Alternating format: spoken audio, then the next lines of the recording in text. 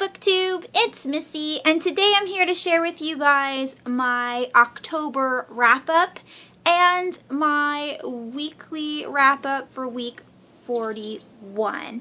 We'll just start with the beginning of the month and continue on because at the end of the month was week 41, and so I'll talk about those books as well. Like I do in all my videos, I will leave all the links below to my previous wrap-ups, so that way it's quick. I'm just going to tell you guys the book title. If I have the book, I'll show it to you. Otherwise, I'll show you a picture and my star rating, maybe a little bit about the book, but not a all-encompassing review, if that makes sense. Let's get started. The very first book that I read in October was We Have Always Lived in the Castle by Shirley Jackson. This is a very short horror classic. My first Shirley Jackson book. I gave this book 5 stars. It was absolutely amazing. If you are looking for a creepy but not scary horror book for October, definitely check this out. It was a fun read. I loved it. Alright, and then the next book that I read was The Dead House by Dawn Kurtagich. This was really, really good. I gave this book, what'd I say? I gave this book 4 stars. And as you've seen in other reviews, there's a different format. There are diary entries and post-its, and there is like surveillance and pictures, and it's just really creepy. You don't know what kind of genre you should put this book in because it's got a little bit of everything. It's got paranormal, it's got serial killers, it's got voodoo, it's got mental illness, it's got a lot of stuff, and it was a lot of fun to read. I will definitely pick up anything that Dawn writes in the future. Alright, the next book that I read, which I will leave a picture here, I borrowed from the library, and that is The Creeping by Alexandra Serrari. This one I gave 5 stars to. It was awesome. The ending was a little twisted. I didn't know what to expect with this because you get a bunch of characters that could be the killer. You don't know if it's a monster. You don't know what happened, but basically 2 girls at 6 years old go into the woods. Only one comes out, and she's had to live her life as the girl who lived, basically. The Harry Potter of her town. And it was definitely a great psychological thriller horror novel, and yeah, I think this is her debut novel, and I will definitely be picking up Alexandra's books in the future as well. She is an amazing writer. I loved everything about it. The next book that I read, another book from the library, is The Dead Girls of Hysteria Hall. This is from, what's her name, Katie Allender, and this is her standalone. I own 2 of her other books, which is like Dead Girls Don't Cry or something like that. I haven't picked that series up yet. I do own 1 and 2. I still need to get 3, but I do like Katie's writing. If you are wanting to get into horror but you don't know where to start, I would definitely check out that book. It is like the Beetlejuice version of horror. It's got ghosts in it. There's paranormal. It's a mental hospital. It's supposed to be really scary. To me, it wasn't at all. It was a lot of fun, and it's got family and all that in it. So definitely check it out if you're interested in something Halloween-y but not scary. The next book, all the rest of the books I have in physical form. The next book I read is Return to the Dark House by Laurie Ferrara Stolarz. This is the sequel to Welcome to the Dark House, which is my YA slasher fave of last year. So this sequel is kind of like the first, where you get different perspectives and POVs, but in this case, this one was more of a cat and mouse kind of chase, and it was not, last time the whole setting was like an abandoned amusement park, which is way creepier than an abandoned like school, like boarding school. This wasn't as scary, and because of that, I only gave this one 3.5 stars. And Slasher Girls and that's the next book. Excuse me. Dead Girls of Hysteria Hall, I also gave 3.5 stars because it wasn't scary. So, if it's not scary but it's intriguing, 3.5. I did enjoy the book for the most part, it just wasn't scary. Alright, and then the next book on the list, I can't find my Kindle. I had it like yesterday. I don't know where I put it. But I will leave a generic picture here. I did read The Legend of Sleepy Hollow by Washington Irving, and this is also a classic. It's about not even that. It's not even 70 pages. Maybe it is. It's short. It's really short. And if you have seen, excuse me, if you have seen the Disney cartoon version of Sleepy Hollow, it's basically that in written form, except for Washington Irving is a little cheeky. He talks about Ichabod Crane being a ladies' man and how he's trying to get with all the ladies. And in the cartoon, you kind of see that, but it's rated, G, so it's not as dirty as it could have been. And I just so happened to watch Sleepy Hollow, the movie by Tim Burton, not last night, but the night before. And I know I've seen that movie before, but I don't remember it. And so after reading the actual book and then watching that movie, I'm like, oh, it's completely different from the classic. There's a happy ending and all of that. And so I don't knock either of them. I liked both of them separately. I liked that Sleepy Hollow is reminiscent of the book, but it's not the book. So don't use Tim Burton's as like, I've read the book, because it's not a true adaptation. That's what I'm trying to say.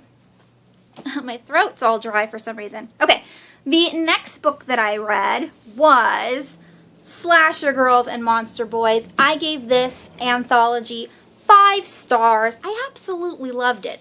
I'm so excited because most of these people I have read either before or own on my shelves, and so the ones that I haven't read yet that are on my shelves, I actually got to read something from that author, which gave me a good insight on how they write, and I loved all of them, so I'm super excited to really dive into my bookshelves now. And yeah, if you haven't read this, pick it up. The short stories are amazing. Like I said in my review, there's something for everybody, because there's paranormal and serial killers and just creepiness, and just there's zombies, and just there's good stuff. Bunch of good stuff. I absolutely loved it. 5 stars. The next book that I read was Project 17, a standalone by Laurie Ferrara Stollarz. Not that I don't like her name, it's just hard to pronounce all of the names. My throat. Please say I'm not getting sick. Anyways, like I said, this is a standalone. I also gave this 3.5 stars. There was a lot of 3.5 stars this month because they just weren't scary. I enjoyed them. And again, this is a baby horror. If you want to read a horror novel surrounding a mental hospital, this was very tame, and I would recommend it for beginners of horror because it was, like I said, not scary. Alright, 3.5 stars. The next book that I read was The 52nd by Della. This was awesome. I gave this book 4 stars. This was a paranormal mythology kind of book about Aztecs and Mayans. and it had a little bit of YA romance in it, and I don't know how historically accurate it is, but I did enjoy it, all of it, and the love story is just a little cheesy, but again, really enjoyed it. I can't wait to read Della's stuff in the future. So yeah. Oh, I always know myself. So yes, I like this book. All right, now on to 4 graphic novels that I read at the end of the month, just to bump up my numbers a little bit. I've needed to do that. So the first graphic novel I read was Witches, and this is by Scott Snyder, Something Jaw Collingsworth, and Robbins. This is volume 1. I gave this one 3 stars. Did I? Yeah, 3 stars. It was very strange. It's about witches, but not your typical witches, like, you know, old hags or what have you, or even like the witches in the movie Sleepy Hollow, where there's good witches and bad witches. These people aren't human. They're like weird hybrid creatures that live in the woods, like underground. They do steal children, like a Hansel and Gretel kind of thing, and eat them. But in order for them to take the children, you have to give a pledge. So you tell the witches, hey, I want something, say $1 million. They say, who do you want to pledge? I say, I don't like my kid sister anymore. You can take her. They take the kid sister. They give you $1 million. They eat the kid sister. Everybody's happy. Very, very strange. There is a main character in here called Sailor. She's 13 and she cusses like a sailor. I don't know any 13-year-old that just straight cusses to their parents like the F word. I was appalled. I mean, I'm sure there's kids out there that do it. I know when I was little, I used to sneak it and go hee hee, F, F, F, hee hee hee hee, but never to my parents. That was like out at the playground with my friends, giggling because we were being naughty, not straight to my parents like, you know, F you, have a good day. I can't believe that. But anyways, yeah, check this out if you're interested in a different kind of witch story. And then I have The Mind Gap, Volume 1, Intimate Strangers by McCain, Esquijo, and Oback. This was beautiful. This is beautiful. And by the way, before, you know, I continue on, Esquijo is the illustrator from both of these. So if you liked the people drawings in this one, they're exactly the same in this one. Same kind of character style. I don't know what it's called, but this was a trip. I want you guys all to read this. It's crazy. It's a psychological thriller. This girl is taken. Her name is Elise, or they call her Ellie or L or E. She's taken and she's like beat up and left in a coma. And there are people that could be potential suspects. It may be her boyfriend. It may be her, you know, her dad's people that don't like him. Or I don't understand who all these people are, but there's all these people in the book that could be the person who beat her up. And there's a conspiracy going on. You don't know who did it, but she's in a coma, and the entire time she's in a coma, she's conscious in her subconscious. Does that make sense? It's kind of like a trippy in-between. She's not dead. She's not, you know, but she's not awake. She's in that semi-state where she can see herself in the bed, and she's trying to figure out how to wake herself up. I loved it. I gave this one, what did I give this one? I gave this one 4 stars. I am totally looking forward to reading the next ones, especially since I love not only the storyline, but I love the drawings. They're amazing. So definitely check this out if you're looking for like a psychological thriller / magical realism or paranormal. Very cool. All right. And then I read American Virgin. Volume 1, which is Head, and this is by Stephen T. Siegel, Becky Cloonan, and Jim Rugg. I gave this book 2.5 stars. I didn't like it. It's very, very weird. It's about a Christian virgin whose parents are evangelists. Is that how you say it? Evangelists? I might be saying the word wrong. But they, you know, draw the crowd for the money and all that jazz. He kind of works for them because he's very charismatic, but also he actually believes that God has come to him and said, you must save yourself for marriage to this person. You will only love her. And so he fully believes that.